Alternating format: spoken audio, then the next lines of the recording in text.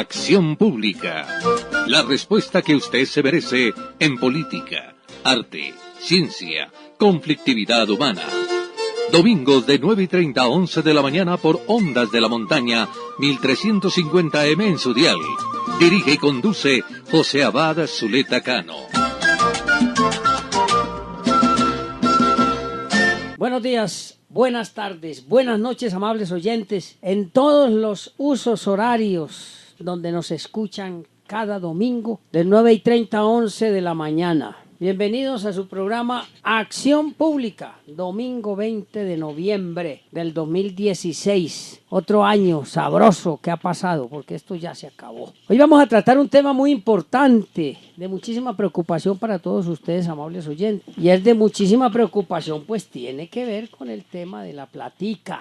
Pero a raíz de todas las inquietudes de ustedes, hemos traído a los mejores. Ustedes saben, amables oyentes, que siempre traemos a los mejores. Un saludo especialísimo a todos nuestros amigos de la Universidad Autónoma Latinoamericana y también a todos los que participaron de la premier del cortometraje ¿Quién cree en el derecho no morirá para siempre? Quien cree en el derecho no morirá para siempre. Oiga, qué frase tan interesante. Yo los quiero ver a ustedes en los despachos judiciales, porque allá es donde se ve la verdad. Pero bueno, la Facultad de Derecho de la Universidad Autónoma Latinoamericana, el Consultorio Jurídico, el Grupo de Investigación Ratio Juris y la Notaría Académica UNAULA invitaron y realizaron el viernes 18 la premier del cortometraje Quien cree en el derecho no morirá para siempre, realizado con motivo del primer ciclo de prácticas interdisciplinarias forenses. Oiga, ¿por qué en la universidad innovan con tantas cosas? Llevado a cabo durante la celebración del primer aniversario de la Notaría Académica de UNAULA.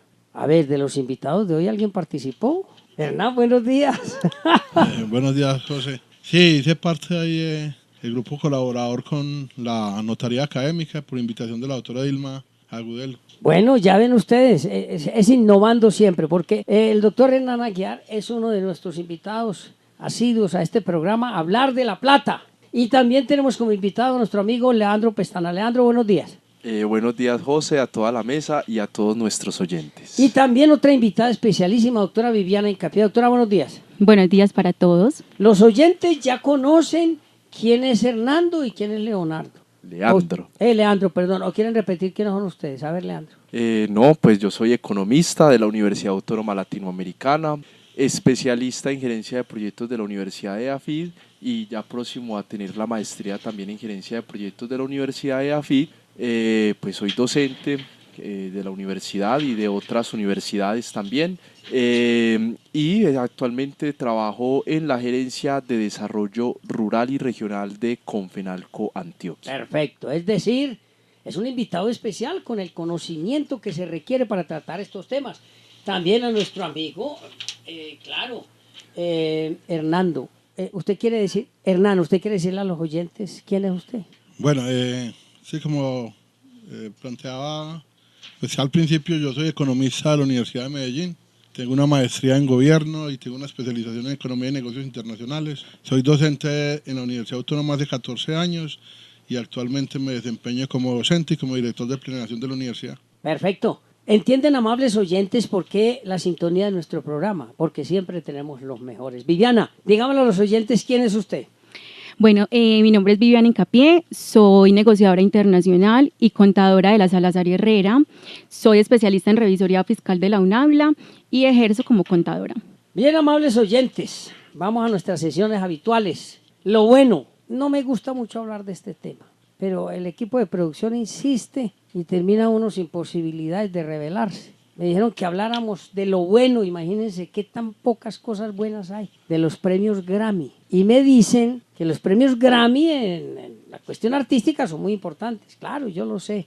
A mí me llama la atención porque el dueto de Shakira y Carlos Vives con La Bicicleta se llevó dos de los premios más importantes en la ceremonia del Grammy Latino, Canción del Año y Grabación del Año.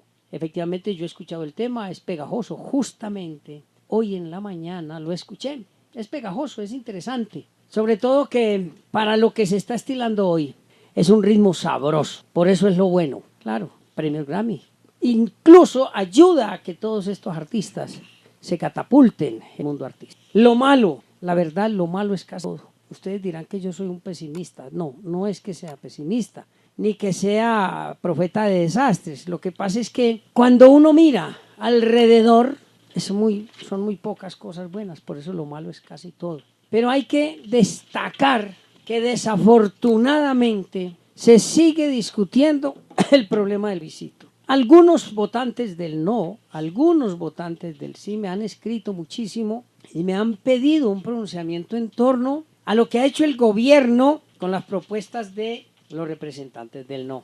Hay muchos problemas con esos nuevos acuerdos. Por ejemplo, ninguno de los representantes del no conoció los textos antes de su firma y de su promulgación.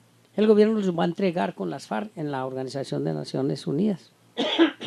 Y resulta que la gente que ganó el plebiscito no conoce qué hicieron. Por eso es lo malo, porque si estamos hablando de un acuerdo nacional, si estamos hablando de resolver los problemas de la confrontación, si ganó el no, así sea por un voto. Por más que muchos directores de medios del sistema insistan en que el triunfo del no por 55.000 votos es un triunfo que no vale la pena destacar, a mí me parece que eso es falta de respeto. Un voto. Si el sí gana por un voto, ganó el sí. Ganó el no por 55.000 votos. Se debería respetar. Por eso es lo malo, porque todos esos aspectos lo que generan es mayores niveles de confrontación y de inconformidad. Lo feo, bueno, yo voy a hablar de una cosa muy fea. Fue el partido ayer, el partido el jueves, Junior Nacional. ¿Por qué es feo? Porque parece que a pesar de los avances tecnológicos, de que estamos en el siglo XXI, no se ha entendido que el fútbol es un juego, que no puede convertirse en una cuestión de vida o muerte, que no es lo último que tenemos en el planeta. Entiendan, mis amables oyentes. Bueno, yo les confieso, yo soy hincha del Medellín. Es más, soy hincha del fútbol y por eso me duele lo que está sucediendo con la selección Colombia. Pero más me duele la irracionalidad de las personas que generan ese tipo de confrontaciones por un simple juego. Que hay muchos intereses involucrados, que hay mucho dinero, que hay mucha pasión, todo lo que ustedes quieran, pero genera angustia existencial ver lo que sucedió en ese partido. Que Nacional es el más copero, que es Millonarios, que juega más fútbol. Yo no quiero meterme en esa discusión. Me duele lo que sucedió y me seguirá doliendo la irracionalidad humana. Vamos entonces ahora a la parte de la astronomía. Muchos de ustedes me preguntan, y hay por ahí unas 60, 70 preguntas de astronomía, pero me hacen una pregunta que parece ser muy elemental. Tengo aproximadamente en estos 2 años unas 3.000 correos en torno a esa pregunta y no habíamos tenido la oportunidad de resolverla. Como aquí hablamos tanto de la atmósfera de los planetas, de los satélites naturales, me preguntan qué es la atmósfera en la Tierra. Y cualquiera de ustedes podría decir, no, es una pregunta muy fácil, ¿o no, doctor Aguiar? Pero yo no sé si será fácil, yo no sé qué es eso. Bueno, a ver, Pestana, ¿qué pues? Pues la atmósfera, por allá cuando nos enseñaban en el colegio que era la capa que cubría la Tierra, prevenía el ingreso de rayos ultravioletas y todo lo demás al... Más o menos. Así es. Más o menos. Sí, la información esa que le dicen a uno Sí. que es lo que lo protege Sí. de los rayos solares. Pero Resulta Que es la que se daña en el momento Con de que... aerosoles, No, con pero todo eso. ustedes Los- parecen abogados. Los buses y Se todas están las por cosas. las ramas en vez de ir a la esencia. Así es. Resulta que la atmósfera es una mezcla de nitrógeno, oxígeno, nitrógeno el 78%, el oxígeno 21% y otros gases un 1%, porque muchos creen que la atmósfera es el viento, que la atmósfera son las nubes, todo eso, no. La atmósfera es un compuesto de gases, rodea a la Tierra, porque entre otras cosas, cuando usted ve la Tierra redonda, resulta que la Tierra no es redonda, la Tierra es un pedazo de roca que está ahí en el espacio. Lo que la hace redonda es el movimiento o alabeo que llaman los astrofísicos en el espacio y la atmósfera que la rodea y efectivamente nos protege de los rayos solares. Tiene más o menos unas 5 capas. Que nos quede muy claro, la atmósfera es un compuesto de gases, eso es todo. Y yo sé que ustedes están preocupados ya cuando yo les digo que la Tierra no es redonda, porque todos estamos habituados a que la Tierra es redonda, ¿cierto que sí? Así es. A ver, Leandro está preocupado, a ver, sus inquietudes. No voy a ir a estudiar, claro. A investigar. Bueno, y miren lo siguiente. Es miren la lo nueva siguiente. teoría. No, es que es un pedazo de roca. Cuando ustedes van al mar, en la playa, ustedes se sientan y cuando han visto los tsunamis, el mar se separa por la presión, ¿cierto? Así es. Y alcanzan altura, pues las olas. Usted observa y el mar, no, la superficie del mar no es regular. Hay montañas, hay valles, hay hondonadas, sobre todo los que practican el buceo, porque la tierra no es redonda, la tierra es un pedazo de roca que está ahí. Si usted ahora, como dijo de pronto Julio Verne en alguna de sus obras, con un taladro, desde aquí empezamos a profundizar la tierra. Puede que llegue un momento, y dicen los científicos, en que el núcleo no deje pasar el taladro, porque parece ser que la tierra tiene un núcleo de un material metálico especial, que no es como dicen algunos hierro, no, es una serie de componentes. Puede que no podamos pasar, pero si pasamos, ¿a dónde llegaríamos? Atravesaríamos a, no sé. ¿A dónde? La China. Más o menos. Sí, atravesaríamos Más o menos por allá. por allá China, Más o menos por allá. Australia. Pero algo entonces así. cuando uno mentalmente empieza a darse cuenta aquí en la superficie, que son montañas, sobre todo en Antioquia, en otras partes esos puros valles, es lo mismo al otro lado. Entonces esa redondez de la tierra hay que reevaluarla, hay que volverla a mirar. Claro que esa propuesta de que es redonda es por lo que usted mira al cielo, ¿cierto? Y esa palabra cielo es ¿qué? Eso no existe. Para los católicos o para los creyentes el cielo es como el paraíso, ¿no? El nirvana. Ujú. Pero todos cuando hablan del cielo miran hacia arriba. Resulta que esa palabra cielo es propia de las religiones. Arriba existe es el espacio o el cosmos. Y sabemos que allá no existe ni norte, ni sur, ni arriba, ni abajo. Por eso es tan interesante y en próximo programa hablaremos de la relatividad que tiene que ver con la teoría de Einstein. Y también hablaremos de la gravedad. Yo sé que a ustedes les gusta mucho este tema de la astronomía, pero el programa no es de astronomía. Por eso tengo que entrar en materia. Ustedes saben, amables oyentes, que el gobierno, desde comienzos de este año, en todo ese atafago de lo que significó el plebiscito por los acuerdos de paz, etcétera, también planteó la necesidad de una reforma tributaria. Cuando se habla de reformas tributarias, todo el mundo tiembla, por muchísimas razones, pero la más importante es porque toca el bolsillo de todos los ciudadanos. Para hablar de ese tema hemos traído entonces a nuestros amigos, que son los que más saben. Voy a dejarles a ustedes una inquietud que me han planteado muchos oyentes. ¿Qué es eso de la tributación? ¿Qué es eso de la tributación? ¿Por qué hay que tributar? ¿Quién quiere hablar de eso? Primero las damas. Hola, señorita. Primero, perfecto, bueno. La tributación se da especialmente, no solamente en Colombia, sino en todos los países, es porque obviamente el gobierno debe recaudar unos valores, unos impuestos para poder subsistir o invertir en toda la parte de la economía del país y obviamente de todas las deudas económicas exteriores que tenemos, ¿cierto? Entonces es un impuesto que pagamos todos los colombianos, los empresarios, para que el gobierno pueda obviamente dar el presupuesto del año o de los años en los que está e invertir en el país. Bien, pero amables oyentes, usted que me está escuchando o nos está escuchando en su casa, en todo este país y en el mundo entero nos están escuchando. Para usted estar allá con servicios, con seguridad, con vías, con todos esos elementos que significan calidad de vida, eso tiene un costo. Así es. ¿Y eso qué significa entonces, Pestana? Bueno, digamos, retomando esa pregunta, debemos tributar y digamos acá se empieza a generar el debate en cuál sería la tasa óptima de tributación, ¿cierto? Pues lo que acaba de decirnos la compañera, el gobierno necesita unos gastos de funcionamiento, desde el pago de nómina de los empleados, desde garantizar la seguridad nacional con el ejército, policía, necesita, digamos, hacer inversiones en una cantidad de bienes y servicios públicos y sociales. Ya ahí se empieza a generar esa discusión, ¿cuál debe ser la tasa óptima de tributación? ¿Y sobre qué factores? ¿Y sobre qué factores? Perfecto. Podemos mirar, por ejemplo, en Europa. En Europa se estaba generando o se ha venido generando lo que conocemos nosotros como economistas como el estado de bienestar. Un estado de bienestar donde la población, donde el gobierno le garantiza a la población unas muy buenas condiciones de vida, y en ese sentido los habitantes no tienen ninguna dificultad en tributar.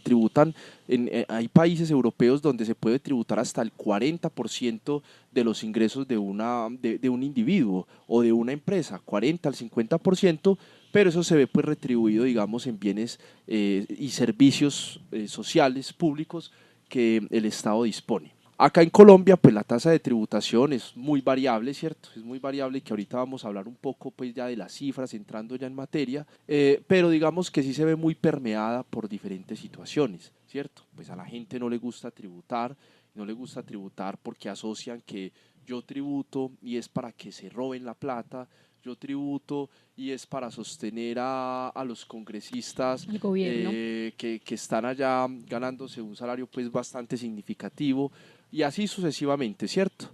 Entonces es un tema bastante amplio. Aquí que me dice un acá oyente, vamos a empezar y me a- manda un mensaje y me dice, oiga, el doctor Leandro sabe mucho, pero que es verdad lo que está diciendo, que ellos no hacen nada, los congresistas no hacen nada y se la ganan toda. Bueno, no, pero Pero ya. esa no es la discusión. No, eso será discusión en otro momento.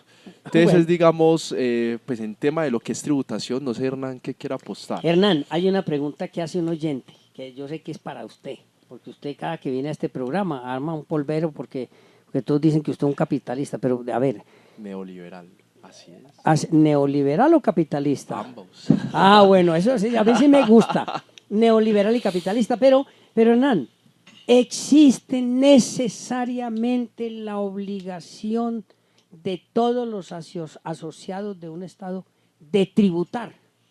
Sí. Sí. Yo pensaría que con respecto a las definiciones que dijeron los compañeros, hay que ir un poco más profundo. Hablar del concepto de Estado.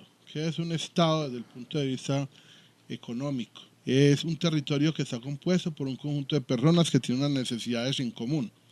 Y esas necesidades en común deben de tener alguien que las oriente y que las dirija, que es lo que llamamos el gobierno. Por lo tanto, si todos tenemos unas necesidades en común y todos necesitamos que alguien nos ayude a manejar esas necesidades, pues hay que tributar. Entonces, el principio fundamental de cualquier país, de cualquier estado, es la tributación.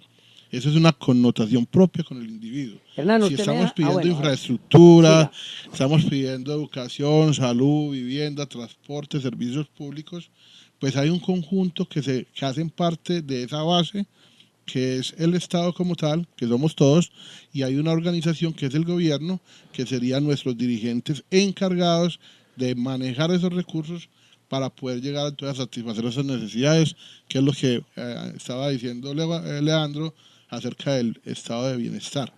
Bueno, pero déjenme hacer un símil, Leandro. Yo quiero complementar algo Bueno, hágale. ahí en relación con esto, y es de que efectivamente todos tenemos que estar obligados a tributar. Yo, por ejemplo, pues estoy en contra del paternalismo, estoy en contra, digamos, cuando ese Estado se dedica a subvencionar, a dar subsidios. No estoy muy a favor de eso, ¿cierto? Hay que mirar eso con mucho detenimiento. ¿Y es por qué? Porque nosotros como economistas tenemos una definición y un concepto muy básico en donde hablamos de la tragedia del bien público. ¿Qué es la tragedia del bien público? La tragedia del bien público es cuando las personas precisamente tienen acceso a bienes y servicios donde no tienen que poner ningún tipo de recursos y por lo tanto no lo cuidan. Yo quiero poner un ejemplo. Quiero poner el ejemplo de lo que hizo el alcalde Antanas Mockus en Bogotá. Antanas Mockus en Bogotá a muchos barrios los puso a tributar, incluso barrios pues marginales, viviendas de 15, de 20 millones de pesos, pero a cambio de esa tributación que era mínima, llegó la alcaldía con el acueducto y con el alcantarillado. Y digamos que todas las personas, así sea un valor mínimo, un valor simbólico, tienen que estar obligadas a tributar, porque como lo dice Hernán, el Estado somos todos y todos debemos ser responsables. Déjenme hacer un símil antes de explicarle a los oyentes qué es eso de neoliberal, de paternalismo, estado de bienestar y libertad económica, que son los términos que tenemos que ir desglosando a los oyentes. Esto de la tributación es como en la casa. ¿Cómo funciona una casa? Una casa funciona, a ver, Hernán, ¿cómo funciona una casa?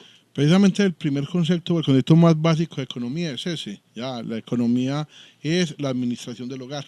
No Y en el más. hogar hay un conjunto de personas que tienen unas necesidades de las cuales todos tenemos que aportar para satisfacer esas necesidades.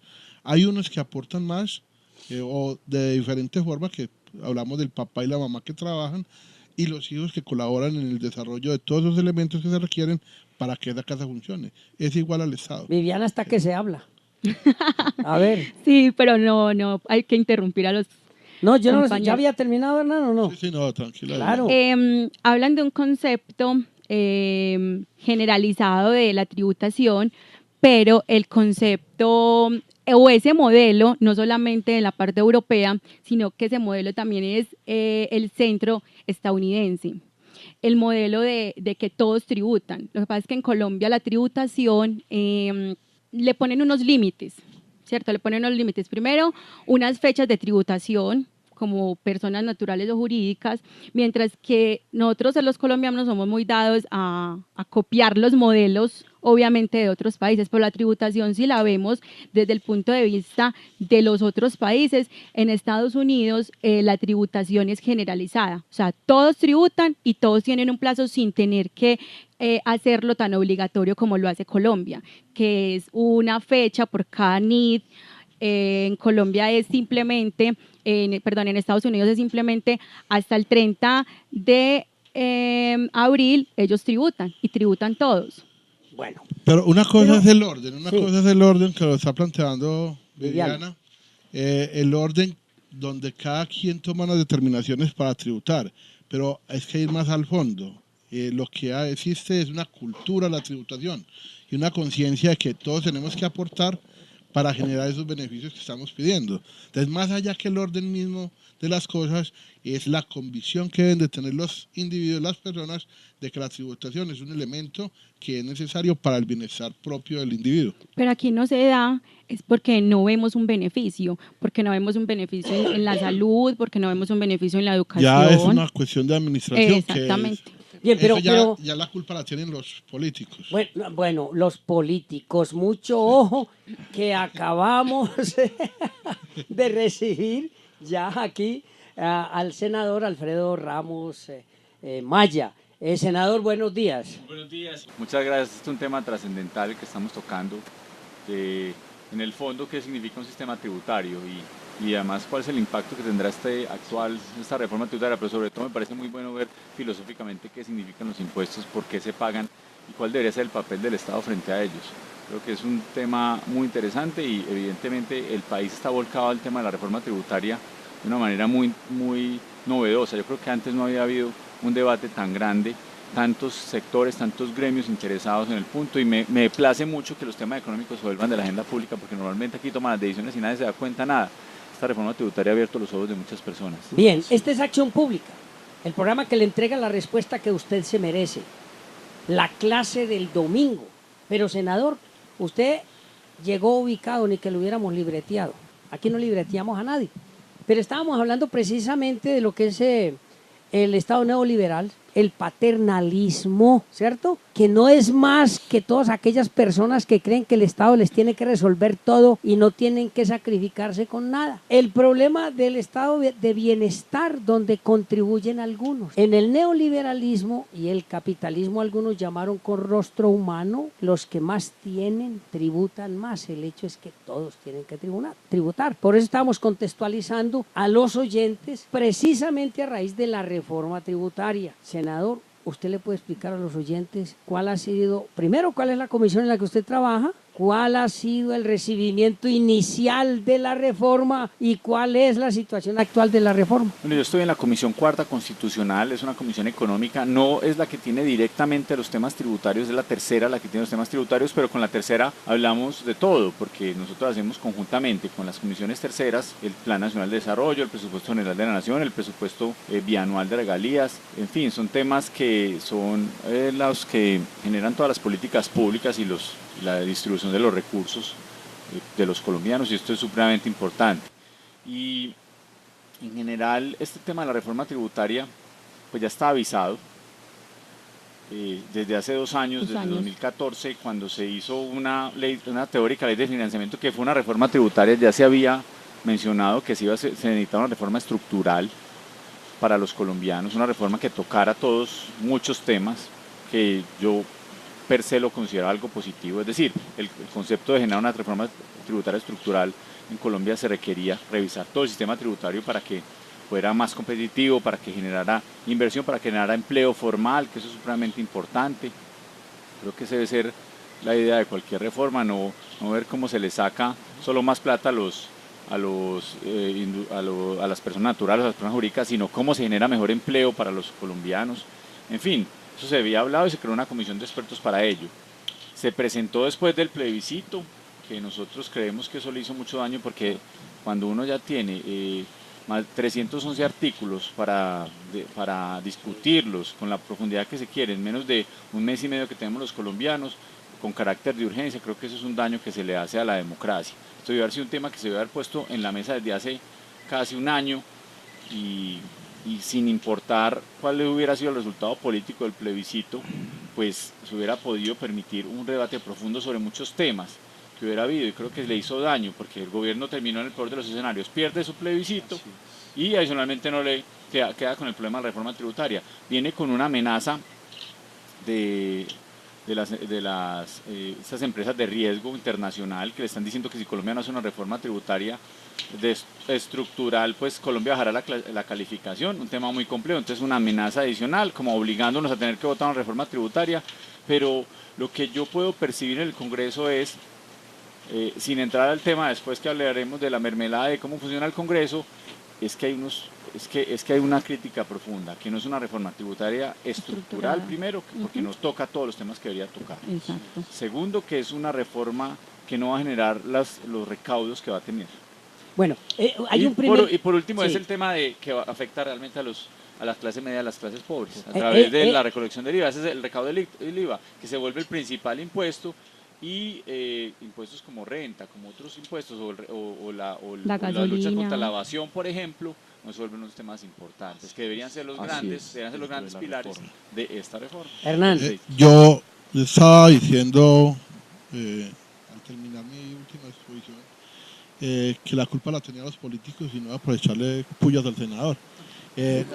No. Sí, por una razón muy precisa, y es por lo siguiente: no hay nada más antipopular que hacer una reforma tributaria, y los políticos viven de los votos. Por lo tanto, no lo van a hacer como está planteando él, una reforma que tenga una discusión de 6 meses, 8 meses, 1 año, porque eso pone en evidencia muchas cosas y hace perder muchos votos. Entonces, los primeros que están interesados en que eso no se discuta mucho tiempo son precisamente los políticos. Y adicionalmente, Leandro, hay otro elemento fundamental: el desconocimiento de los mismos políticos nuestros de cómo funciona el sistema tributario. Y además, perdón, que... Viviana o Leandro, los que quieran. No, Viviana. Hágale, Viviana. Además que lo que decía el doctor Ramos es que se venía hace 2 años con los expertos que se habían escogido hace 2 años para hacer esta reforma tributaria, y se paró la reforma tributaria o se estabilizó esperando lo que aporta él, toda esa parte del plebiscito, que no da paso realmente para la reforma, y que es una reforma urgente. Sí, a ver, yo creo que acá hay varios temas. El primero es que ya se avisoraba esta necesidad. Miren algunas cifras, por ejemplo, el déficit fiscal es más o menos de 30.5 billones de pesos. El gobierno ya eso lo tenía previsto, el ministro de Hacienda lo tenía previsto, sale, digamos, entonces el tema de la comisión, pero pues hay que decirlo, el gobierno, por cálculos politiqueros, por miedo a perder el plebiscito, no presenta la reforma con el tiempo que la tenía que presentar. Y pues yo, digamos, no estoy muy de acuerdo con lo que Hernán dice, que a los políticos no les interesa discutirlo rápido. De pronto no le interesará discutirlo rápido al presidente y que se lo aprueben a pupitrazo, pero yo creo que sí hay pues varios senadores comprometidos con el tema, y que precisamente ahí es donde se genera esa disyuntiva, y la disyuntiva que todos tenemos. ¿Cuál es esa disyuntiva? La disyuntiva es: sabemos que necesitamos aprobar la reforma tributaria, ¿cierto? Y sabemos lo que acaba de decir el senador, y todos somos conscientes, porque se genera algo en consecuencia. La consecuencia es que ese déficit fiscal acompañado además de un déficit comercial que tenemos en la balanza de pagos, esos dos factores influyen a que hayan presiones inflacionarias como se están dando, ¿cierto? No, pero ¿Qué pasa con hay el- una cosa, Leandro, Sí. que no puedes desconocer, que la mencionó el senador y que de pronto pasamos rápido ahí. Y él plantea que hay unas instituciones externas que están interesadas en que se haga una reforma Correcto, tributaria. sí. Claro, no, es que Pero se es que tiene mire, hacer. si Una queremos presión entrar a un club, por los hay intereses que y pagar la todo. entrada al club. Hay que pagar la Entonces, lo entrada, primero que no, yo tenemos sé. que es donde yo le digo que los políticos en cierta forma no nos dicen la verdad, es lo primero que hay que decirle a todos sus electores es, mire, queremos entrar a un club, la OSD, ¿ya? Sí. Y a ese club hay que pagar una franquicia para entrar. Pero Estamos no- dispuestos a pagarla. Pero no es tanto el tema, digamos, el tema pues de entrar a la OSD, o sea, la reforma se tiene que hacer por la reducción tan drástica en el tema pues del presupuesto, por el tema del petróleo y todo lo demás. Ese es un sofisma de distracción, porque hace 20 años no teníamos los ingresos del petróleo y sin embargo teníamos también unas finanzas muy caídas. Deficitarias, claro, Sí. precarias. ¿Qué pasa? El problema es simplemente una estructura mal diseñada en el sistema tributario. Pero, No, de- yo de- estoy de- totalmente de déjeme, acuerdo, no. A ver, Leandro, Sí. vea, compañeros, debe quedar claro para los oyentes, esta es la clase del domingo, no se preocupen por las intervenciones. Me toca a mí meterme un poquitico a moderar porque se calienta el parche, como decimos en la esquina, y entonces se nos enreda la cosa. Miren, el senador nos dijo que se debió haber presentado antes, que intervino el plebiscito. Senador, hay que recordar que los tiempos económicos son unos y los tiempos políticos son otros. Y eso es lo que ellos analizan. La pregunta que me hace un oyente es la siguiente, la hice tal vez ahora. Si no es estructural la reforma, y usted acaba de decir lo que no es estructural, porque no toca todos los aspectos tributarios, ¿por qué el gobierno políticamente insiste tanto en que es una reforma estructural? Usted que está metido pues allá y sabe Pues esos asuntos de... la tiene que anunciar de alguna manera, pero si uno ve los componentes fundamentales es un gran recaudo de IVA Así es. que afecta infortunadamente en Colombia a las clases menos favorecidas. Si usted ve si ve cuánto es el porcentaje que se gasta los más ricos y los más pobres de sus ingresos en IVA, el IVA es uno de los impuestos más regresivos que existen, mientras que el decil más rico de Colombia paga el 2.8% de sus ingresos como IVA, el decil más pobre paga el 4.4%, es decir, aporta mucho más a IVA. ¿Qué significa si le aumentan el IVA? En general es que los más pobres van a pagar más porcentualmente a sus ingresos. Eso es Así una es. parte fundamental. Y lo otro que uno tiene que ver es el tema de la eficiencia tributaria, porque supuestamente esta era una reforma que iba a atacar problemas como el de la evasión. Y si uno ve cuáles son las metas que se ponen, entre otras, para el 2017 y 2018 se pone 0 pesos de gestión de la DIAN, es decir, este gobierno le deja al siguiente gobierno la responsabilidad del recaudo por la evasión de impuestos. Se ve que no existen las herramientas claras. Pues habrá un tema de modernización de la DIAN, que todo lo aprovechamos y que hay que aprobarlo, que no necesita reforma tributaria. Modernizar la DIAN y mejorar el sistema tributario no requiere una reforma tributaria, es otro cuento muy diferente. Pero la estructuración como tal que existe de los impuestos es unos cambios en renta para que paguen 440.000 personas más Sí, de la sí. clase media, que no van a generar un recaudo adicional. Una teórica rebaja a las empresas que no se vuelve competitivo internacionalmente. Pues se le baja la tarifa unos punticos, pero si vemos la tarifa promedio internacional está alrededor del 24% y Colombia queda en el 32% sin las sobretasas que se vienen en los próximos años. Y si se ponen los dividendos, porque hay que mirarlo Pero desde en el el punto de vista 32, estructural. pero en el 32 en el 2018. Pues digamos que el 32 en el mediano plazo, pero si se le pone lo que tendrían que pagar los accionistas de cuenta de los dividendos, porque hay que mirarlo integralmente, hay que mirarlo cómo lo mira el inversionista, no cómo lo mira la empresa, terminamos pagando una tasa del 38.8%, supremamente lejana a los términos o promedios internacionales. Entonces, si el país quiere ser competitivo en términos tributarios, no se vuelve competitiva. Entonces, ¿qué estructural tiene? Y terminan pagando justos por pecadores, terminan pagando las cooperativas, terminan pagando muchas entidades sin ánimo de lucro que son bien intencionadas, que los van a poner en un régimen supremamente complejo tributario, que o por ejemplo las universidades ya van a terminar pagando también de alguna manera excedentes, en fin, pagando sobre sus excedentes, temas que son supremamente complejos y que no cambian de fondo la dinámica del país. Entonces, son unas cifras bastante alegres las que hace el gobierno, modifica algunos puntos, pero no el fondo que se requeriría, que es un fondo de volver a Colombia más competitiva, trayendo inversión, generando empleo formal, que más personas colombianas puedan trabajar y tener una vida digna y aportar las pensiones, aportar la salud, con unos huecos fiscales enormes que se van por allá y se pone más bien en detalles, digamos en temas territoriales, se queda supremamente incompleto. Se tocan unos pocos tributos, pero no se tocan los temas fondo, no se tocan los temas de impuesto de industria y comercio, no se toca el tema de impuesto predial, se quedan completamente silenciosos. Es decir, entonces de estructural tiene muy poco. De estructural es, el gobierno hace una mezcolanza de temas, toca un montón de impuestos tangencialmente, pero si uno ve la realidad, la plata está en el mayor recaudo de IVA, que, insisto, la pagan las clases menos favorecidas, los cambios en impuesto de renta de recaudo son mínimos, pues cambia la estructura, la pagan más los impuestos la jurídica con la persona pagan las personas naturales menos las jurídicas, pero el recaudo, el impacto es casi que cero. Se le pone un gravamen a la gasolina, que es un gravamen bien intencionado, pero no medible, es difícil saber el impacto, entre otras con muchos riesgos de generar riesgo inflacionario, por lo que significa el transporte dentro de la economía. Y una gran parte en la gestión de la DIAN, pero sin cambios profundos. Es decir, y que repito, no necesitaban, eso se hubiera puesto en el debate hace un año, hubiéramos tenido una DIAN moderna, eficiente, recaudando más impuestos y no necesitábamos meter dentro de un paquete que se llama reforma tributaria. Creo que de estructural queda faltando mucho.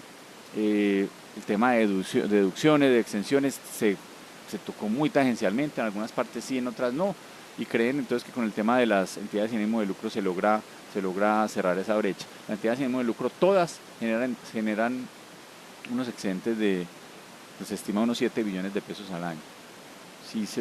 Si todas pagaran el 20% de los excedentes, que no todas van a pagar porque todas quedan en el régimen tributario, estaríamos en 1.4 billones de pesos de recaudo, a lo sumo.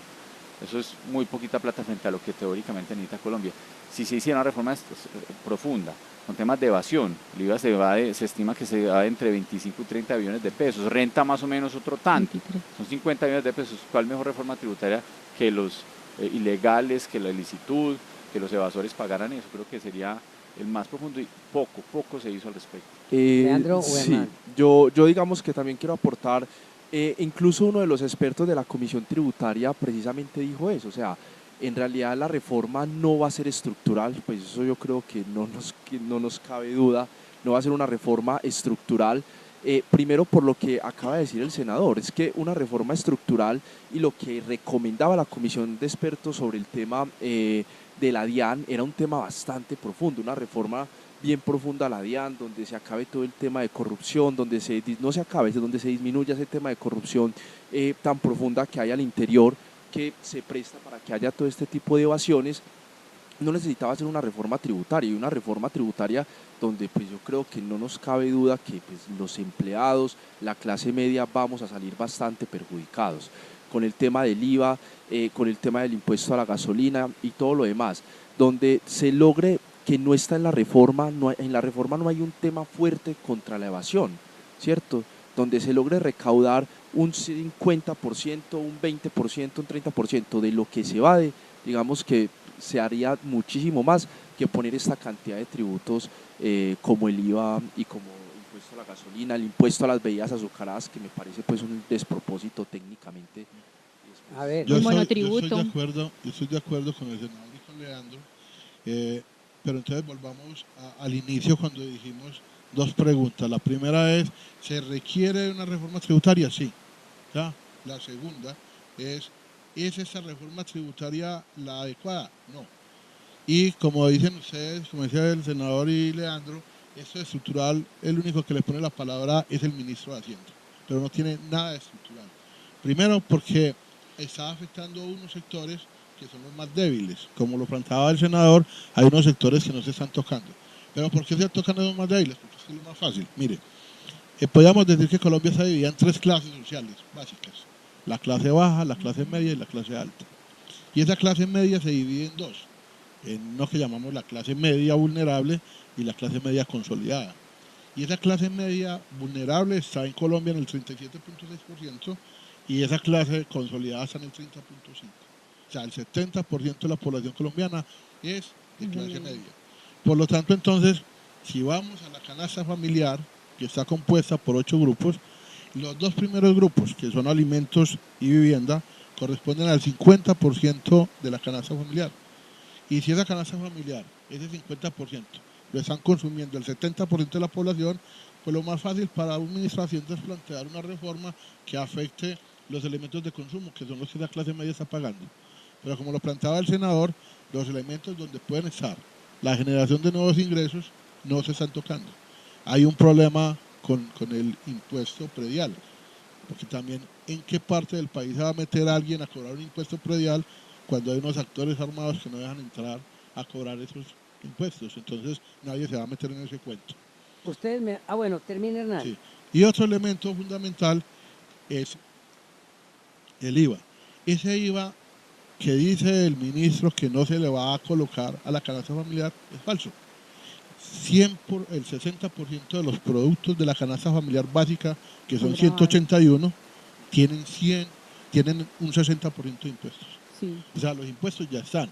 Lo que había que hacerle claridad al ministro es: ¿usted está diciendo que no le va a incrementar los impuestos a esos que ya los tiene o que va a desmontar los impuestos a los que ya los tienen? Donde él no ha hecho claridad. Y no han hablado del 4%, del 4 por mil. De 4 por mil. Pero además, senador, yo creo que usted sí me va a resolver esta inquietud.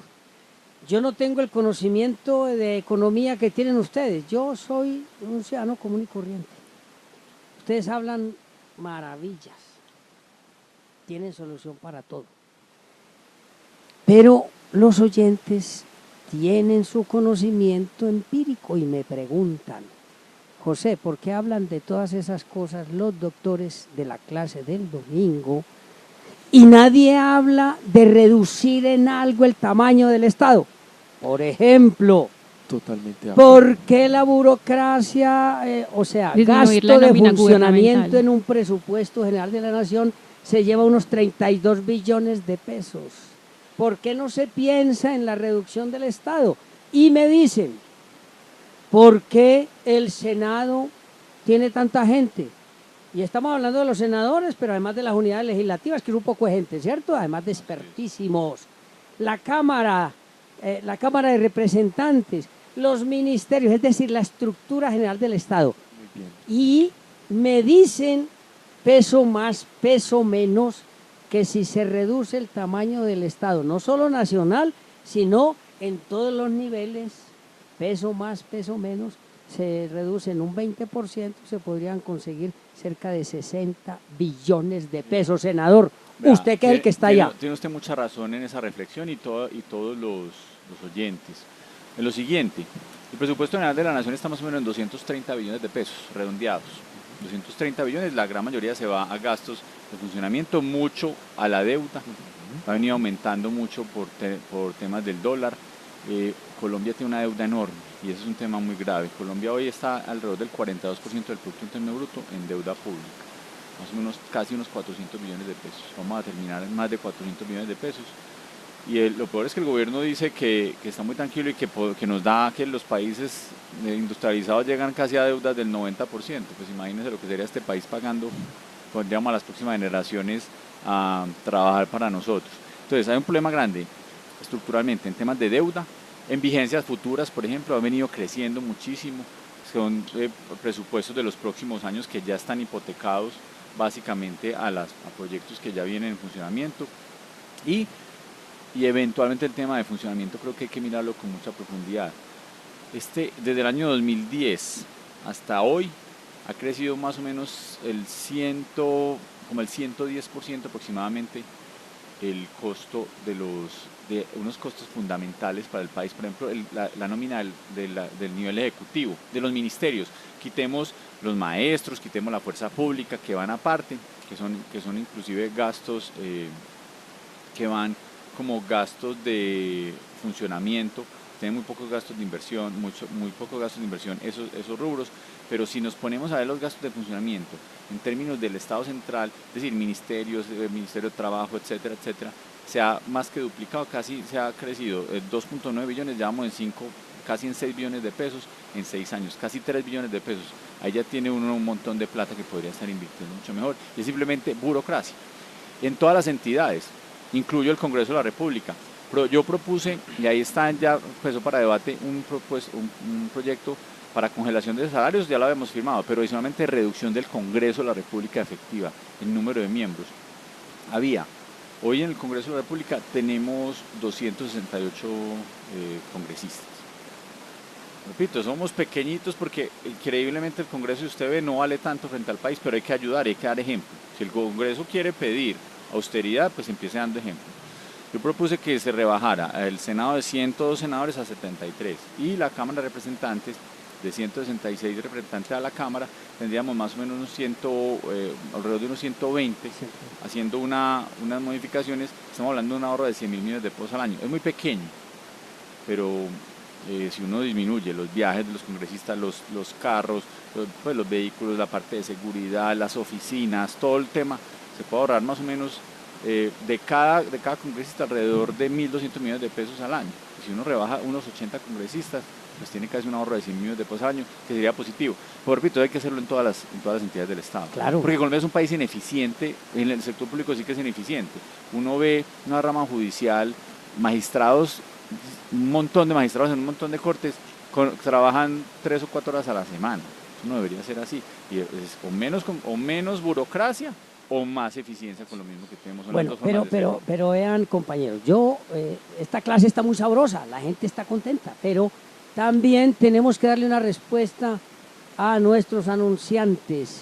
Voy a dejarles una pregunta, una inquietud aquí muy rápida. Si se puede reducir el tamaño del Estado en todas sus estructuras, si hay que tributar, ¿no se trata entonces de una visión política más orientada hacia el bien común que hacia el bien de capital? Es una pregunta que hacen. Yo se las dejo a ustedes ahí para que al regreso de comerciales, quien quiera tomar la palabra, Hernán, yo que usted está desesperado, lo haga. Vamos a unos mensajes comerciales y ya regresamos. Estamos en Acción Pública.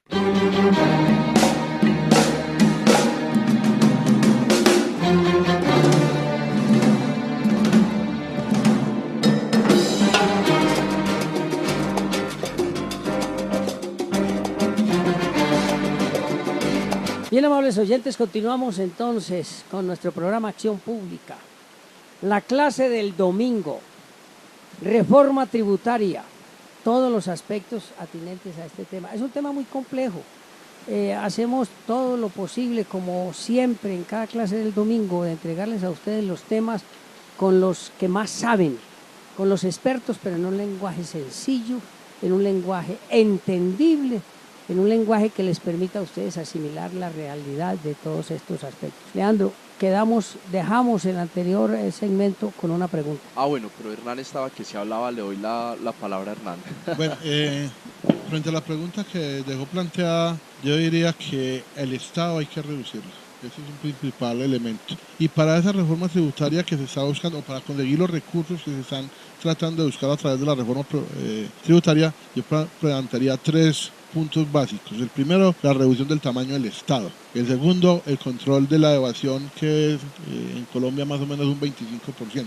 Y el tercero, el control de la corrupción, que deja más o menos una pérdida de unos 6 a 8 billones de pesos anuales. Con esos 3 elementos se puede conseguir los recursos que la reforma está tratando de buscar a través del incremento del IVA, sin necesidad de tocar y los puntos básicos que es la clase media. Yo adicionaría algo que me parece muy interesante su reflexión y estoy muy de acuerdo con ella, y es el tema del control al asistencialismo, que creo que se estaba mencionando aquí antes. Sí, lo tocamos. Porque hay una gran cantidad de programas de políticas públicas que están generando es que los colombianos se vuelvan perezosos y no trabajen.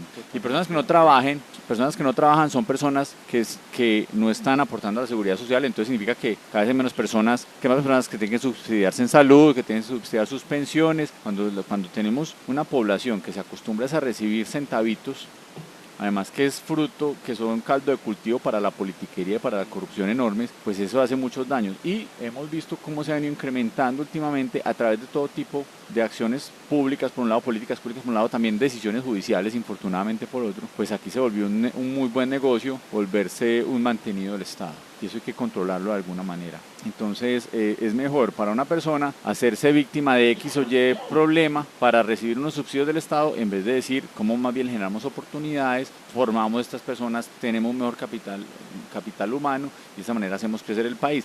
Y si se hiciera un buen control sobre todos los programas de asistencialismo en Colombia, yo creo que empezamos a ver otro camino muy grande. ¿Por qué? Porque ese dinero que se va a asistencialismo, que repito, no genera ningún tipo de valor agregado para la sociedad, simplemente genera unas personas que van a estar sometidos al político de turno, votando por un político para que les mantenga esos subsidios, esos aportes, esos apoyos, etcétera. Si no cambiamos ese modelo, pero que vamos a generar, y repito, además de un caldo de cultivo para la corrupción y para la politiquería, necesitamos llevar esos dineros a programas que sí generen desarrollo y que generen competitividad para un país, formar mejor el capital humano, que tengamos personas mejor educadas, que tengamos más emprendedores que creen más empleo y esas personas que estén fuera del mercado laboral puedan ingresar al mercado laboral, dedicarnos a la ciencia y la tecnología, invertir en ciencia y tecnología para que Colombia sea un país globalmente competitivo, que tenga productos y tenga procesos que sean atractivos globalmente. Son temas muy importantes que no se ven y se quedan. Es mejor darle platica a unas personas para que el día de elecciones salgan a votar en su inmensidad, mientras que Colombia se va quebrando lentamente y eso ha venido sucediendo en los últimos Pero años. no se puede perder de vista esta idea. Mire, la producción de riqueza es un ciclo que va y viene, pero para producir riqueza hay que generar medios de producción. Si ustedes analizan el caso de Medellín, por ejemplo, las otrora ciudad industrial de Colombia, Medellín ya no tiene industria. Medellín, o bueno, salvo la sin humo, pues el turismo entre comillas, si se puede denominar en Medellín una industria como el turismo. ¿Qué hace el gran conglomerado de profesionales en una ciudad como Medellín si no hay industria? Bueno, pero ahí también hay que tener en cuenta varios aspectos, ¿cierto? Y es un fenómeno que pues, yo he tenido la oportunidad de estudiarlo desde hace varios años en la universidad, y es el fenómeno de la terciarización, no tercerización, sino terciarización, que es ese proceso en el cual se va pasando del sector secundario al sector terciario. Entonces, ¿qué es lo que sucede en este momento? Lo que sucede en este momento, y desde las teorías de desarrollo económico local, se concibe que los estados, a medida que van desarrollándose, que van madurando, van pasando del sector industrial al sector de servicios. Y digamos que eso puede, digamos, ligarse a lo que sucede en Medellín. ¿Qué es lo que pasa? Que cuando se da el tema de terciarización en una economía, se generan dos situaciones. La primera es que puede haber una terciarización genuina y la otra es que puede haber una terciarización espuria. ¿Cuál es la terciarización genuina? La terciarización que ahorita el senador estaba diciendo, inversión en ciencia y tecnología, inversión en capital humano, ¿cierto? Que estas personas ya no estén en temas industriales, en temas entonces de pintuco y todas estas empresas que tradicionalmente pues existieron en Medellín, sino que ya estén, digamos, volcados al sector terciario que genera realmente valor agregado, que sean emprendimientos entonces, emprendimientos, o sea, de alta gama, por así decirlo, que generen un verdadero valor, y no la terciarización espuria, que es esa terciarización del sector servicios, pero que es de momento. Entonces llegaron y un tema de hoteles, están en temporada alta, entonces empiezan a contratar gente, pero terminó la temporada y sacaron a la gente. Hay un evento en la ciudad, contrataron muchas personas de logística, eso es sector servicios, pero se terminó el evento y lo sacaron. Esa es la terciarización espuria. Yo creo que Medellín ha avanzado, ¿cierto? Y yo creo que vamos por un buen camino, ¿cierto? O sea, ahí sí soy un poco pues optimista en relación a la apuesta que tiene la ciudad, y la ciudad definió muy claramente que la apuesta va a ser servicios. Entonces no creo que nos deberíamos angustiar porque vemos que el sector industrial, que es el sector secundario, se va acabando. No, hay que seguirle apostando ya al sector servicios, pero servicios de verdad de alto impacto y servicios genuinos que generen una dinámica de desarrollo diferente. Pero otro elemento que hay que tener en cuenta es que no es que se acabe la industria como tal, es que se están reduciendo los tamaños físicos de las empresas, pero la productividad está incrementándose y los productos están mejorando. Y como planteaba Leandro, pues ya ahí Medellín, en el caso de nuestra ciudad, ha avanzado a un sector de servicios que genera más riqueza que un sector industrial. Y la preparación. Bueno, que era lo que Leandro cada rato me ataca diciéndome neoliberal, simplemente es un principio básico. El Estado es una empresa y como una empresa lo que hay que buscar siempre es tener una ganancia. Y esa ganancia no puede estar expuesta, como lo decía el senador, simplemente a generar una serie de subsidios y a cargar un montón de gente, sino como lo plantea el mismo modelo, a generar una crisis. Y las crisis no son malas, las crisis son buenas. Cuando hablamos de Medellín, una ciudad innovadora, es producto de una crisis. Cuando uno está en crisis tiene que tomar una determinación y una solución. Y esa solución lo vuelve creativo. Entonces hablamos, y lo planteaba el senador, innovación, desarrollo, emprendimiento, que son los elementos fundamentales para que una economía crezca. Sí, pero si no hay permanencia en esas alternativas que ustedes plantean, la economía no se dinamiza. Por el contrario, la economía se contrae. Y es lo que está sucediendo en la ciudad de Medellín y en general en el país.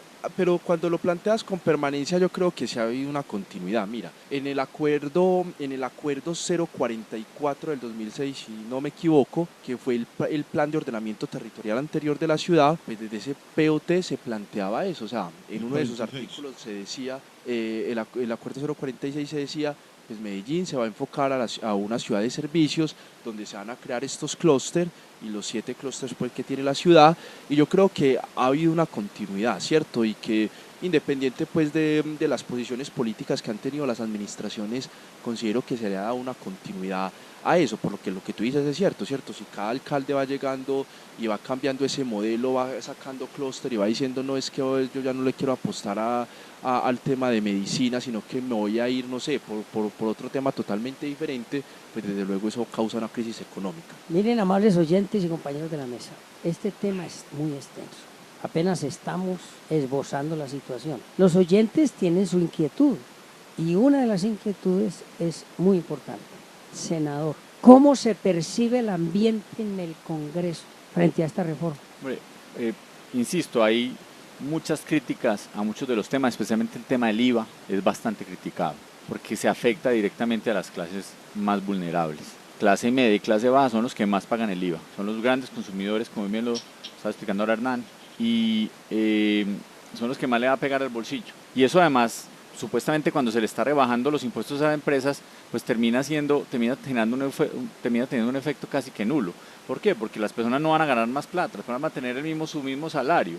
Y si les están subiendo los impuestos, van a consumir menos. Entonces las empresas van a terminar afectadas, supuestamente generando competitividad a través del sistema tributario. Lo que estamos diciendo es, va a haber menos consumo y las empresas van a tener que tomar decisiones muy complejas. Ya no van a vender 100 unidades, sino 95, porque la persona no va a tener la misma plata. Eso en términos concretos, esas son las dificultades que hay hoy sobre el IVA. Hay cosas que son recibidas positivamente. Por ejemplo, simplificar el sistema tributario.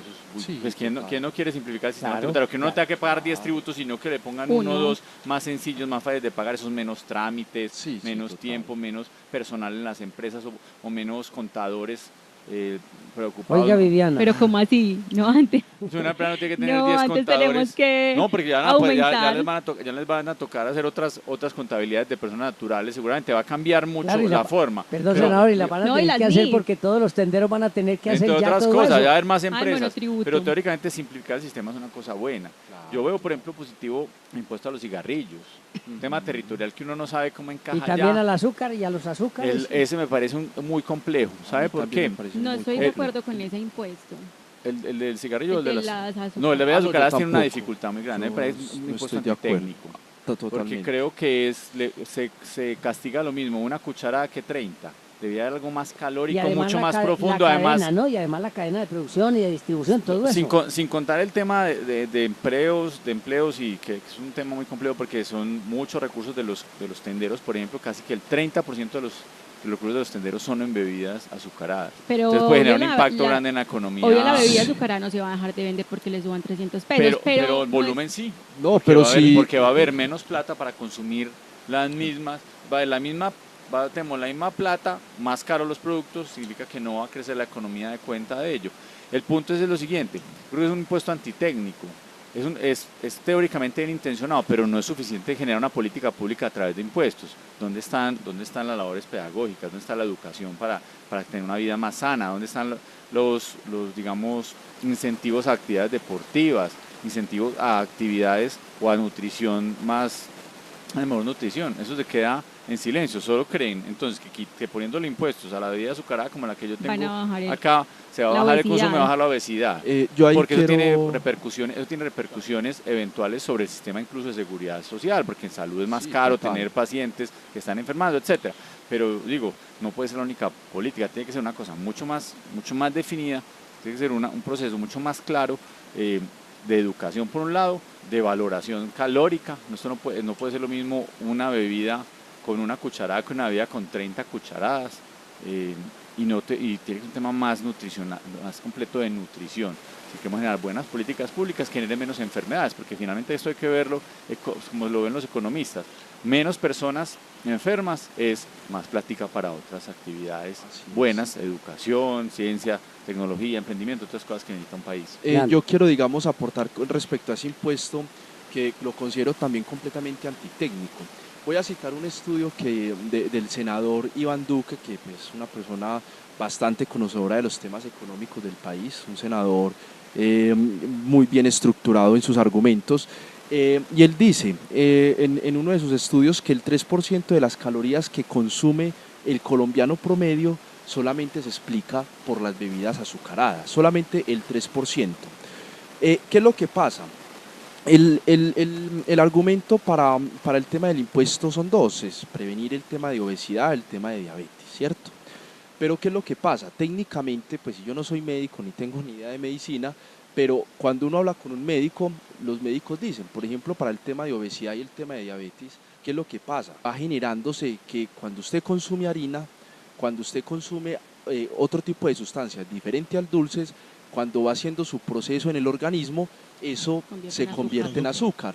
Entonces mire que no son, entonces, si se está pensando en un tema de obesidad y en un tema de diabetes, no solamente es el azúcar y el impuesto a las bebidas azucaradas, a las harinas. se tendría que poner entonces a las harinas, porque las harinas finalmente cuando hacen todo su proceso de transformación se convierten en azúcar. Algunas frutas. Claro. Y acabar el mondongo y el sancocho y el bueno, ajiaco. a usted no le gusta eso, Hernán, ¿cierto? A usted no le gusta eso.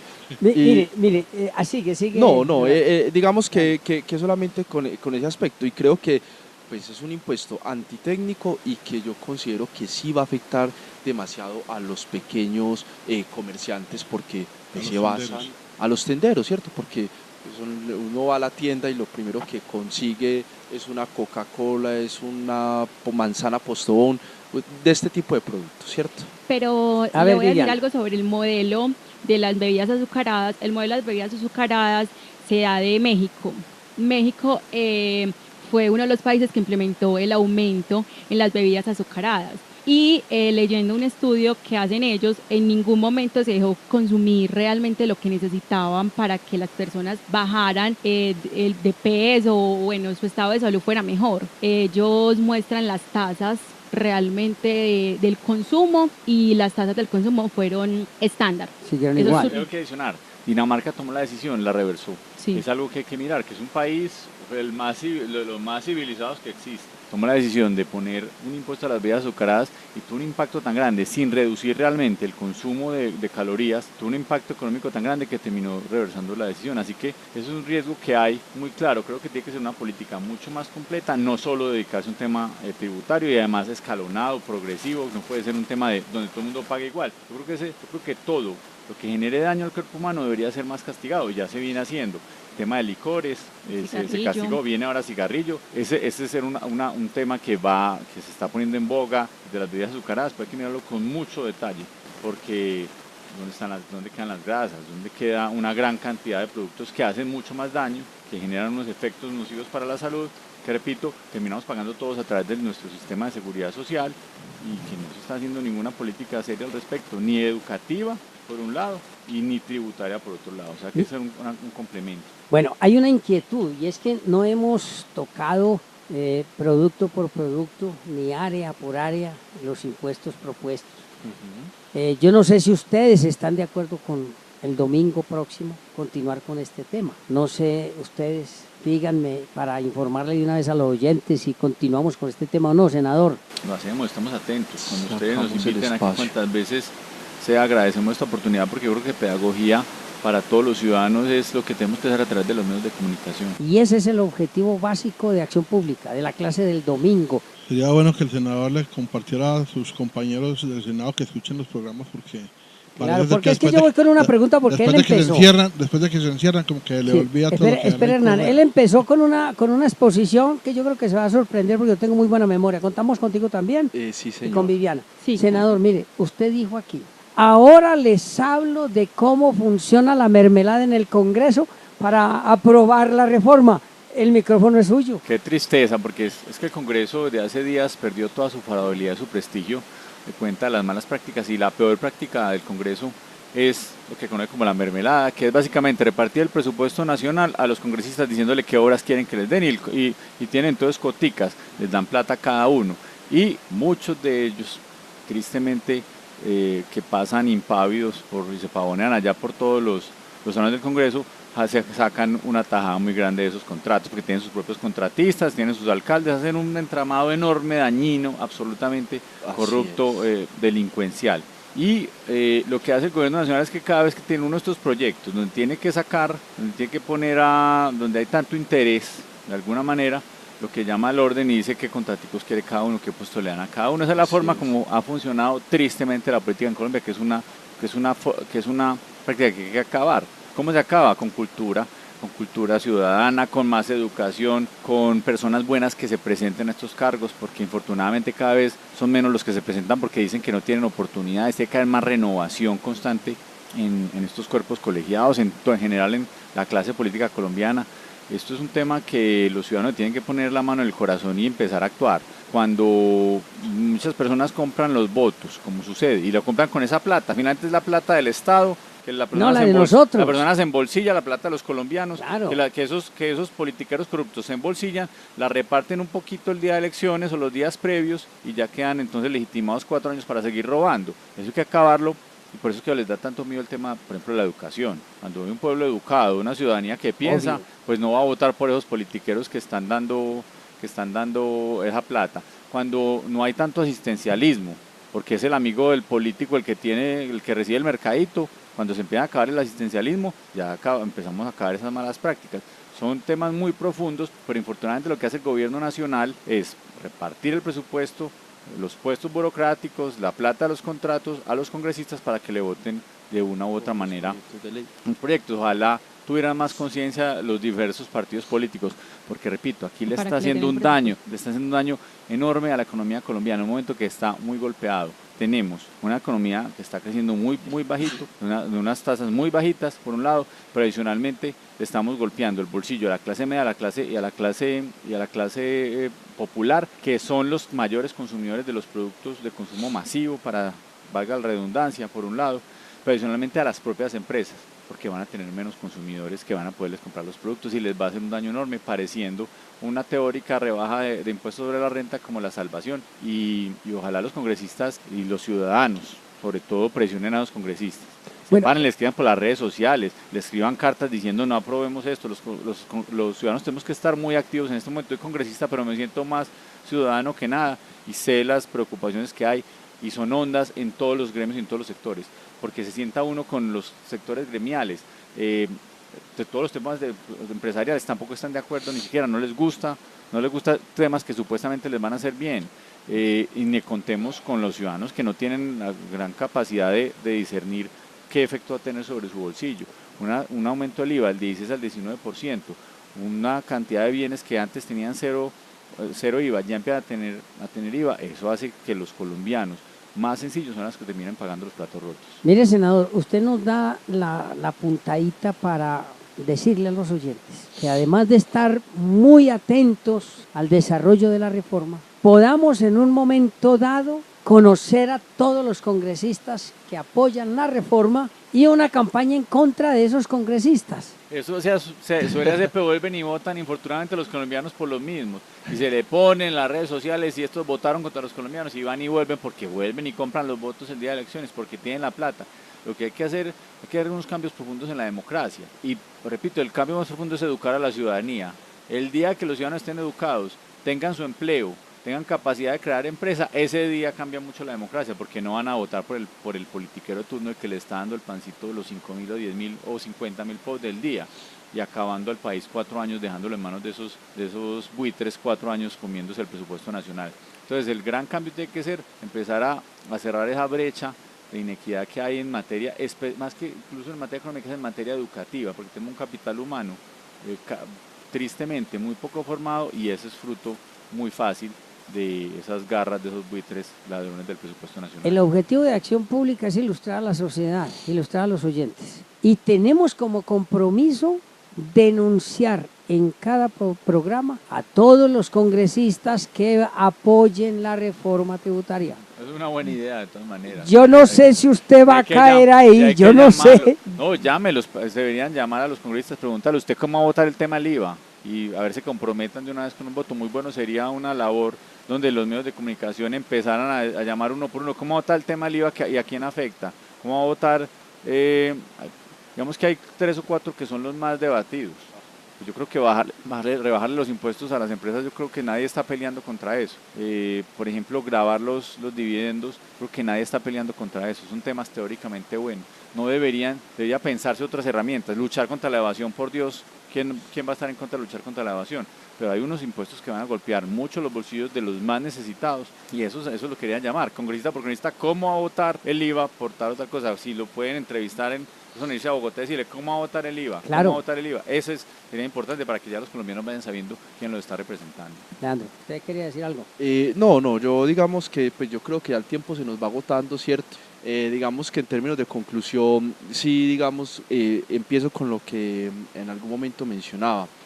Todos yo creo que somos parte de un Estado, es una reforma tributaria que debe hacerse, es una reforma que no es estructural, que no es la mejor reforma, que se genera esa disyuntiva por lo que precisamente mencionaba, una reforma que estaba lista, un informe de la comisión de expertos que estaba listo desde hace más de un año, que el gobierno de manera irresponsable aplaza y se queda sin el pan y sin el queso, porque pierde el plebiscito y no presenta la reforma, y ahorita entonces está, digamos, presionando y ejerciendo todo tipo de actos para que pues, antes de que termine el año logre aprobarse, lo que sí debe ameritar pues un debate bastante profundo.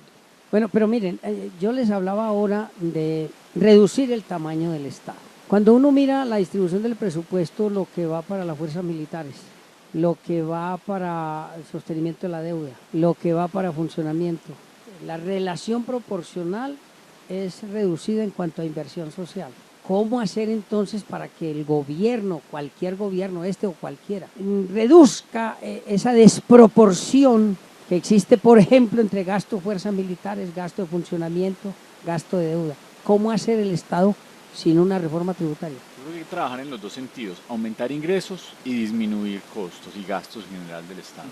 Aumentar ingresos de muchas maneras. Lo primero es generando una idea muy completa de competitividad en el país, donde se pueda crear emprendimientos fáciles, donde haya sistemas tributarios sencillos, donde no sea una carga tributaria que desestimule la inversión, tanto la que puede existir como la existente. Temas de fondo y el crecimiento económico es la mejor reforma tributaria. Cuando un país crece económicamente, hace que se recaude más impuestos, que sus ciudadanos vivan mejor, que se esté formalizando más la economía, que los ciudadanos paguen su seguridad social, no tengan que estar subvencionados por el Estado, una gran cantidad de temas. Entonces el crecimiento económico es la mejor reforma tributaria. Hay que hacer una lucha contra la corrupción y la evasión brutal. Esa es la segunda parte, que es control de los ingresos del Estado. Cuando uno logra que la ilegalidad, la ilicitud se vaya reduciendo, y hay muchas maneras que el Estado infortunadamente no ha querido empezar a trabajar. Para poner un ejemplo, hacerle la trazabilidad a las transacciones financieras. Si se lograra que el Estado tuviera la visión, o por ejemplo la DIAN, pudiera ver qué está sucediendo, cuál es lo que está encima de la mesa, no una cantidad de efectivo por debajo, que con el efectivo es que se paga la corrupción, las coimas a los grandes, de los empresarios a los políticos corruptos, no es que se lo transfirieron a la cuenta de Bancolombia, perdón, o la de viviendas, pues sin hacer publicidad a la empresa, a un banco, sino que se lo dan en una maleta con 5.000 millones de pesos. Si se empieza a controlar todo ese monto de efectivo, digamos, en una economía, viendo pues, en el mediano plazo, eso no es una cosa para dentro de 8 días, y el Estado empieza a ser visible, tiene visibilidad sobre las transacciones, evidentemente se le empieza a cerrar la brecha de la corrupción y a una gran cantidad de fuentes de legalidad. Y por último, que el Estado sea lo más pequeño posible, en todos los sentidos. En todos los sentidos. Uno ve unas burocracias enormes, y no estamos hablando nacionalmente, pero también, pues yo no sé, el municipio de Medellín, una burocracia impresionante, una gran cantidad de funcionarios públicos innecesarios para la cantidad de servidores públicos que al público no le sirven para nada. Exactamente. Son simplemente personas que representan cuotas políticas o directorios políticos, eso hace mucho daño. Eso hay que mirarlo en todos los sentidos, en escala nacional y en escala más local. Y adicionalmente unos gastos suntuarios del Estado que son innecesarios. Claro. Es decir, aquí hay una cantidad de personas con vehículos, con choferes, con secretarias. Yo creo que el Estado tiene que ser más moderno y más pequeño. Yo vengo del sector privado. Yo no tenía ni secretaria ni nada, yo respondía yo mismo mis correos electrónicos, a mí no me ponían un conductor y un carro de primera línea, no, es decir, yo me movía mi propio vehículo, me muevo en modo de transporte público cuando tenga que hacerlo, punto, son cosas que hay que cambiar, son prácticas que cambiar. Aquí entonces creen que son unos señoritos pues porque llegaron a un ministerio o a una corporación, etcétera. Que volver a un Estado austero en todos los sentidos. Pues, ¿para qué la tecnología? Le hacen una pregunta a usted, Viviana. ¿Cómo hacer para que los contadores erradiquen de su práctica profesional la doble contabilidad y las ideas evasivas, ya que están hablando de evasión? Mire, la pregunta la hacen son los oyentes. A ver, Viviana. No, yo creo que es el principio primero que todo. Los contadores debemos de guiarnos por el principio contable. Y la doble contabilidad, la verdad en este momento, pues en el centro se ve mucho la doble contabilidad más que todo. Pero es algo que es muy difícil de manejar. La doble contabilidad es muy difícil porque yo puedo llevar una doble contabilidad, pero usted puede que no la lleve. Entonces, usted me está exigiendo una factura que obviamente yo la tengo que emitir, y entonces, ¿cómo voy a meter eso? Y además, otra cosa, en algún momento las personas que llevan una doble contabilidad van a tener que pagar por esa doble contabilidad. Por ejemplo, usted vende la empresa y lleva una doble contabilidad, el inventario que usted venda en ese momento va a ser grabado, todo, o sea, va a tener que pagar por él. Es decir, no es conveniente, amables oyentes, llevar una doble contabilidad. No, y además no se pierde plata. Claro, se pierde plata, realmente las empresas pierden plata llevando una doble contabilidad. Pero si volvemos al comienzo del programa, ese símil que hacíamos de la casa, ¿sí o no? La casa tiene que funcionar con sencillez. Y todos tienen que aportar. La legalidad, pero la legalidad tiene que ser un incentivo, y el Estado tiene que buscar cómo la legalidad se vuelve incentivo. Por ejemplo, generando beneficios tributarios a las empresas que se legalicen, para poner un ejemplo. Pero si había. ¿Perdón? Pero si hay un incentivo, o lo había pues el incentivo de la 1429. No, por ese tipo de acciones, estoy diciendo que son positivas. Claro. Estoy diciendo, esas son las cosas que tiene que hacer. Es decir, al ciudadano, usted no tenga que tener un mundo subterfugio allá escondido, sino que haga las cosas por encima, y el Estado le dará más posibilidades. Le pongo un ejemplo. O sea, en esas áreas, esas zonas mineras que son tan deprimidas, donde las personas viven con una minería del día a día, con unas uncitas de oro, y con eso viven del día a día. Entonces esas personas no se legalizan, y no pagan regalías, contaminan el medio ambiente.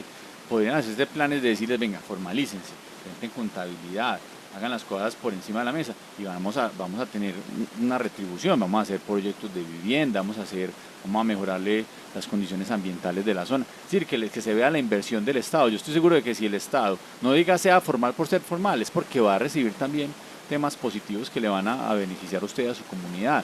O le vamos a arreglar la carretera, que las personas vean directamente que se pueden beneficiar de ser legal. Yo creo que el Estado tiene que ser muy creativo para que, por un lado, pues para atacar ese sector tan oscuro narcotráfico, de minería criminal, de contrabando que pulula en todas nuestras calles, de corrupción tan grande que hay que cerrarles la brecha. Pero adicionalmente a muchas personas que son informales por razones históricas, por desconocimiento, por ignorancia, hay que llevarlas a que se legalicen, a que se formalicen, porque eso les va a generar de mañana posibilidades de crédito, o sea, que el Estado muestre con claridad, pedagógicamente, por qué ser legal paga, porque ser legal es un buen negocio, como lo dicen bien aquí la contadora, pero que infortunadamente los ciudadanos no tienen ni idea y prefieren es quedarse con unos pesitos, pudiendo haber unos riesgos muy grandes. Hacer trampa. Después hablaremos de eso. El tiempo se nos agotó. Yo tengo que invitar a los oyentes de parte de la institución universitaria Pascual Bravo al encuentro anual de egresados 2016. Es momento de reencontrarnos. Lugar: Institución Universitaria Pascual Bravo, Teatro de Convenciones, Campus Robledo. Viernes 25 de noviembre, hora 5:30 p.m. Show central a puro tango. Se nos agotó el tiempo y antes de irnos, yo no puedo perder la oportunidad de preguntarle, senador, ¿cómo va la situación de su papá, el doctor Luis Alfredo? Muchas gracias por la pregunta. Ya llevamos 3 años y ya casi 3 meses de detención preventiva. Luis Alfredo Ramos no ha sido condenado, increíblemente. Cada vez se ha demostrado con más claridad la existencia de un carrusel de falsos testigos, un cartel de falsos testigos que se han dedicado a hacerle daño, pues no solo a Luis Alfredo Ramos, sino a muchas personas, porque se aprovechan de que la justicia colombiana tiene a veces intereses o a veces es muy inocente o ingenua y se aprovechan entonces de los jueces colombianos para decir una gran cantidad de mentiras para recibir prebendas económicas o prebendas de justicia en general, que le rebajen penas, etcétera. Y una persona que le hizo un servicio a Colombia por más de 40 años, a Colombia, a Antioquia, a los municipios, que salió con las mejores calificaciones, que tenía siempre un gran apoyo popular, pues pensar que llegó allá por cuenta del grupo de margen de la ley, yo creo que eso no lo concibe nadie. Y es lo que le hemos venido diciendo a la Corte Suprema de Justicia, que después de 3 años y 3 meses, hombre, deje en libertad a una persona con la que primero no tiene pruebas, segundo no ha necesitado de apoyos diferentes a los de los ciudadanos que reconocen en él un líder, una persona que le ha prestado un gran servicio en cada una de las labores en las que ha estado, y que le permite estar en libertad, que le permite estar con su familia, con sus amigos, con las personas que lo quieren, y que no someta más a una violación del derecho más importante que tenemos después de la vida, que es el de la libertad de todos los ciudadanos, a una persona que jamás ha sido un delincuente. Y ya solo quedan unas audiencias ahora en diciembre que se conocen como los alegatos de conclusión, pero infortunadamente ya tenemos una incertidumbre muy grande de cuándo va a ser la sentencia definitiva, que sería el próximo paso, que teóricamente tienen un mes después de los alegatos de conclusión, pero hay personas que se han tomado más de un año. ¿Qué me dice a mí que trabajo el derecho penal día a día y que es mi angustiosa existencia? De todas maneras, si usted habla con el doctor Luis Alfredo, dígale que escuche el programa, le enviamos un mensaje especialísimo de solidaridad, sintiendo, porque sabemos que es un buen ciudadano, lo conocemos desde hace mucho tiempo. Contamos el próximo domingo con ustedes para continuar el tratamiento de estos temas, para irnos ya ahora sí allá, ese domingo renglón por renglón. Un segundo de despedida. Agradecerte por la invitación, agradecerle a todos los oyentes y a todas las personas de la mesa. Viviana. Gracias a Hilda pues por la invitación y mi conocimiento para todos ustedes y para los oyentes. Doctor Aguiar. Bueno, muchas gracias, José, por la invitación, a Hilda, e invitar a todos los colombianos que lo han venido haciendo juiciosamente a que sigan pendientes de los avances de la reforma tributaria. Senador. Muchísimas gracias por la invitación, don José, Hilda, a toda la audiencia, a mis personas que me acompañan aquí, que seguiremos seguramente en un debate muy interesante. Y me encanta que podamos tener estos espacios y que la ciudadanía esté informada de lo que está pasando y que un tema económico que parece tan lejano se sepa cómo afecta a cada uno en sus bolsillos y en su vida diaria. Eso parece lo más importante, muy bonita esta labor. A ustedes muchísimas gracias por su presencia en el programa Acción Pública. Recuerden, la clase del domingo, el programa que le entrega la respuesta que usted se merece. Saludo especialísimo a todos los visitantes peruanos, fiscales y jueces que compartieron con nosotros el sábado anterior en la maestría internacional en la Universidad de Medellín. Gracias a nuestro control, Carolina Pérez. Recuerden, amables oyentes, los domingos de 9:30 a 11 de la mañana. La única obligación que tenemos los seres humanos es pasar sabroso. Acción Pública. La respuesta que usted se merece en política, arte, ciencia, conflictividad humana. Domingos de 9:30 a 11 de la mañana por Ondas de la Montaña, 1350M en su dial. Dirige y conduce José Abad Zuleta Cano.